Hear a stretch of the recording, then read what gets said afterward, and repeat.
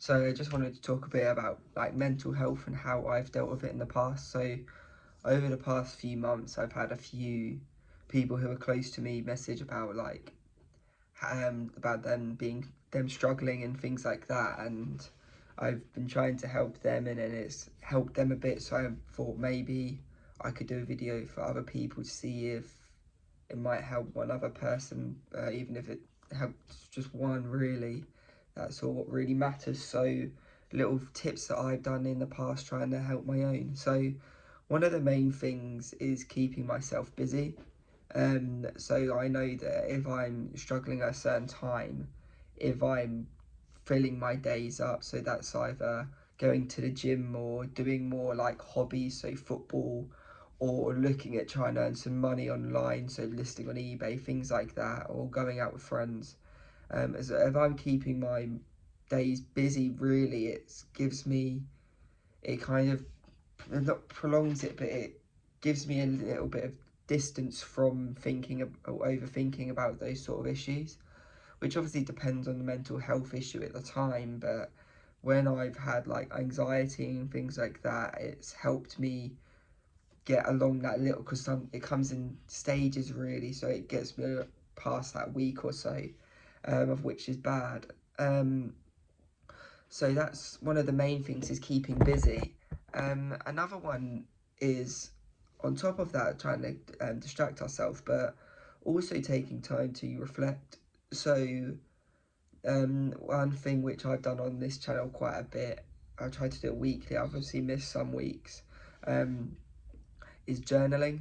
So it helps you pretty much recollect the whole week and each day, and also you can highlight the positives. You also see the negatives and things like that, but then you can, I don't know if it's just coming from because I'm a football coach and things like that, but it allows me to think of almost a tactic on how to counter what's been going wrong. So what I've found is, if I know something's going wrong, I can try work out myself how to change that.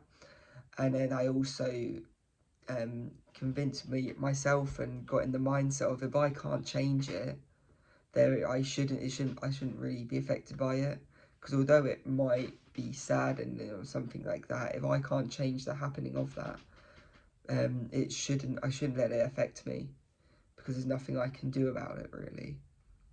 Um, but having a book, so then I can look back on what's went well this week, what I've done this week.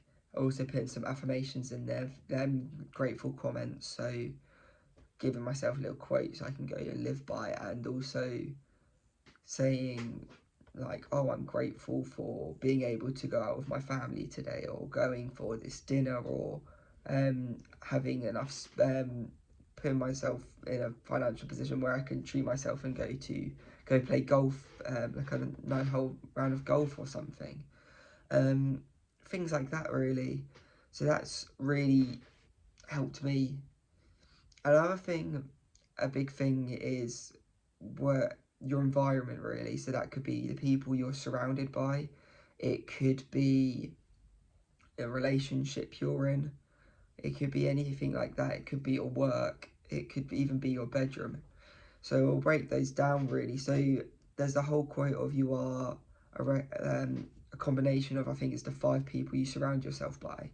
And I think that's quite true. So if you're surrounding yourself with people who are who don't follow the same goals and ambitions as you, then you'll become more like them and less like you. And if you're not like you, I feel like you're going to be more saddened by each day, because you're not going to be fulfilled, really. So I've struggled with that over the last couple of weeks, not because of the people I've been around, because I've got quite a good circle around me now, or I've always had quite a good circle, but not being fulfilled in the things I'm doing at the moment. So I'm trying to pretty much counter that. So the last few days or so, I've been really happy, and I've focused on other bits to try push what makes me happy and what I want to do when I'm older and things like that. Relationships is another big thing. So it could be, so it goes into friendship, but obviously a relationship's the next level from that, really. And if that person isn't making you happy, although it's sad, you should try leave them in a sense, or distance yourself, or have a conversation, have an open conversation about what's going on and your actual feelings about it. I'm a big believer in the sense of being honest, and if that person's hurting you in a way, telling them that, and then also just being able to say, right, I feel like this isn't the best thing for us. Or if you don't believe you can do that, maybe just being selfish in a way and just distancing yourself. And I know that's harsh, and it's harsh on the other person, but sometimes it's needed, because if you have that conversation, then it's harder for the both of you, and then you might say something you don't mean. So it's completely person to person. It can change. I've had to do both recently and in the past. So yeah, cool. That's I don't know why that's kind of maybe not emotional, but like take a step back quickly. So oh right, work wise. So when I say work, I've been in a few jobs in the past where I've just not been happy with it. The big one was when it was the whole lockdown scenario. I was working as a lifeguard, and then I wasn't getting enough. There wasn't enough shifts to do full time there. So then I got a job at Pound Stretcher on the side, because it was literally just opposite, across the road. And at the time I was trying to do some bits on eBay as well. So there's a charity shop next door. So I used to go lifeguard, and then after my shift as a lifeguard, I used to go to Pound Stretcher. Then after that, I used to go to the charity shops. Um, but regarding that, so I just wasn't happy there. I didn't really like the management. I didn't like how they treated me. I didn't like the whole job, anything about the job really. It was just money. Um, and yes, there is jobs where sometimes you have to just knuckle down and just do it for the money. But the monetary value of what I was earning, and the shifts, and what it was costing me to get there, and what I could do in my time compared to what I'd be earning, because the shift patterns were only like 3 hour shifts at a time. So I believe it was like £25 or something a day, and they give me like, I'd be working 2 or 3 days a week, and yes, that's good overall, but for something I wasn't enjoying doing, I was driving out of my way and things like that. Or I was, on the days I wasn't at the like leisure centre, or when lockdown happened, it was just something I just wasn't happy with, if I'm honest. So I just decided it's not. I prefer to. I was in a position, because I'm living at home. I was in a position where I could not do those shifts, and it not be as financially like bad for me. And I know I'm in a very lucky position, because I of where I was and where I am. And not everyone can do that. But even if you was to start looking for jobs whilst you're at that place, and trying to get out as quick as possible. But I just feel like if you're not in a happy environment, and that could surround yourself, so it could be work, and then there could be people at that work as well, which is bringing you down. I feel like that you need to change.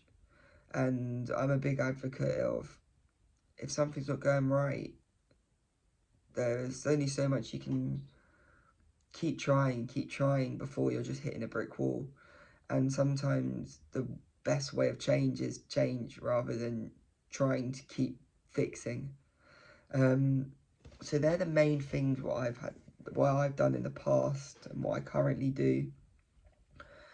Um, and then another one what I've been doing recently, well, since this channel, is my journals now became a video format. So it kind of gives me a conversation, right? Because I struggle talking to like my mates and that about some things, which I know is wrong.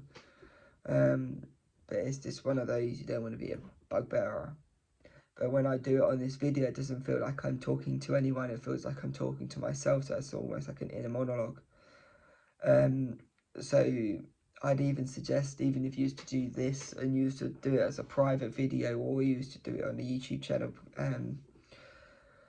completely up to you really, but it does help get some stuff off your chest in a sense. So yeah, that's how I've dealt with mental health in the past, and I always say, if anyone needs any help or whatever, I will always try my best to help them.